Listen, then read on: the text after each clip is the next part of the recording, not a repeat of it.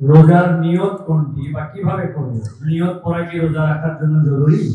নিয়ত তো সমস্ত ইবাদতের জন্য জরুরি, কিন্তু নিয়ত করা জরুরি, নিয়ত বলা জরুরি না। নিয়ত করা এক জিনিস আর নিয়ত বলা আরেক জিনিস। মুখে নিয়ত বলে আর অন্তরে নিয়ত করে, অন্তরে নিয়ত করে আর মুখে নিয়ত বলে। ইবাদতের মধ্যে নিয়ত করা ফরজ। রোজার জন্য নিয়ত ফরজ, নামাজের জন্য নিয়ত ফরজ, কিন্তু নিয়ত বলাটা ফরজ বা সুন্নাত কোনোটাই না। আমরা যে রোজার নিয়ত শুনছি, নাওয়াইতু আন আসুমা গাদান, আছে না? বিভিন্ন আপনার ক্যালেন্ডারেও লেখা থাকে, ভিত্তিহীন। নবী করিম সাল্লাল্লাহু আলাইহি সাল্লামের কোন জয়ীফ জাল হাদিসেও এরকম রোজার কোন নিয়তের কথা কোথাও বর্ণিত হয় নাই। ইসলামের নামে নকল আমল করলে সওয়াব হবে না গুনাহ হবে?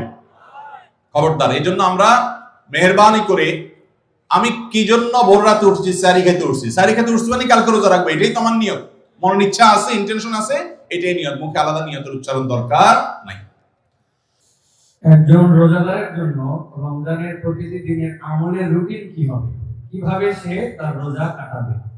মাশাআল্লাহ, আমাদের একটা নতুন বই বের হয়েছে এবার, সেটা হলো মাহে রমাদানের 27 আমল। এই যে বইটা একটা হাতের সামনেও আছে, মাশাআল্লাহ। এটা মূলত আমাদের একটা বক্তব্যের নির্যাস। এর আগে সোনাইমণিতে একটা বক্তব্যে আমরা মাহে রমজানের উপরে একটা গবেষণা করে 27টা আমল কোরআনের আলোকে বের করেছি, সেটা উপস্থাপন করেছি, পরে এটাকে বই আকারে আনা হয়েছে। এখানে রমজানে আপনি কি কি করবেন তার সবগুলোর তালিকা দেওয়া আছে। অতএব এটার আলোকে আপনি আমল করতে পারেন, চাইলে ভিডিও বক্তব্যটা শুনে নিতে পারেন।